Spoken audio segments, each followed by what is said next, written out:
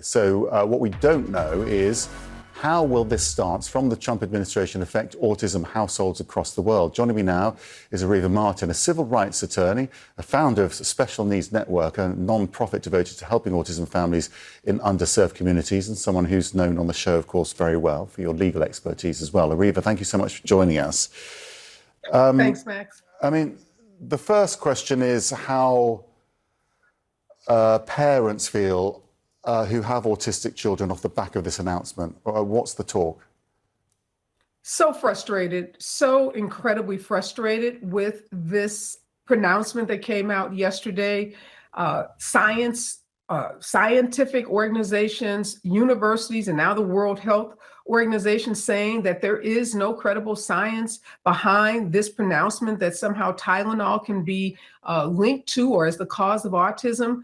Parents, particularly mothers, feel like we are caught in this endless web of conspiracy theories dating back to the 20th century, the refrigerator mom theory that somehow women caused their kids to have autism because they were cold, because they were not loving enough, because they weren't nurturing enough. And then there was the debunked vaccine theory. And now Tylenol, something that is prescribed or at least told to many women by doctors to take for fevers and for control of pain during pregnancy. Now to think that this possibly could be the cause of autism, it's just really frustrating, Max, to have all of these theories being thrown at women in particular.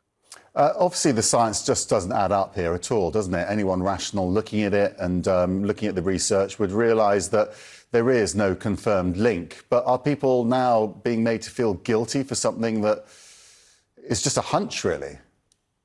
Absolutely. And the question, Max, is if there is no scientific evidence, if there's no credible evidence, why would our Health and Human Services Secretary, why would the Secretary of Health for the United States make such a statement? Yes, it causes women to blame themselves, to feel guilty. And while we are investigating what the causes of autism is, you notice, Max, there's never any focus on, or rarely any focus on men. All the focus is always on what women do or what women didn't do. And this causes a level of pain, a level of frustration, and women are quite frankly tired. We are tired of being used as pawns by these health organizations. If there is no credible scientific evidence, which seems to be the case, then why are we being told that it's something we did as women that may be the cause of our kids' autism? I've seen a lot of people, mothers, taking offense to the idea that President Trump talked about a cure to autism. When they love their children, they don't have a problem with how they are. Why is he talking about a cure? Again, so frustrating. What we do know about autism from the scientific community is that it is a complex neurological disorder.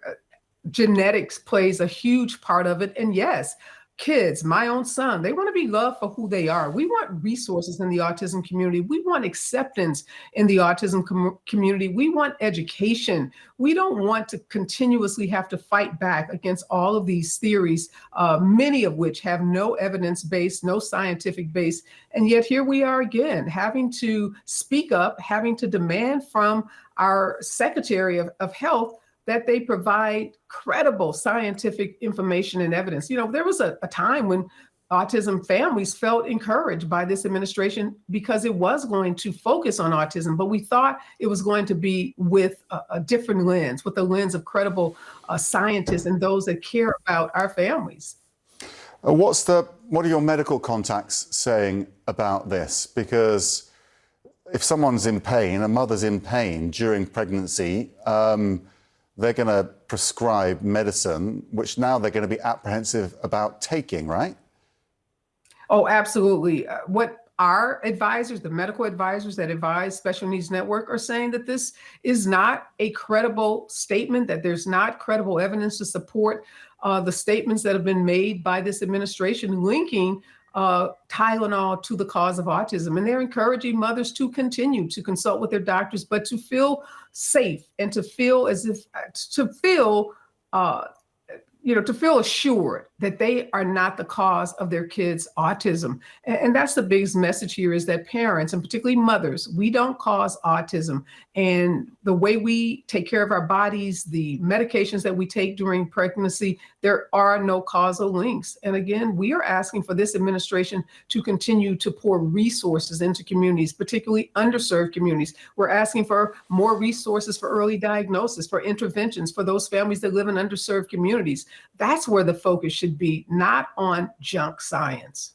Okay, Areva, thank you so much for joining on an issue I know is so close to your heart. Thank you.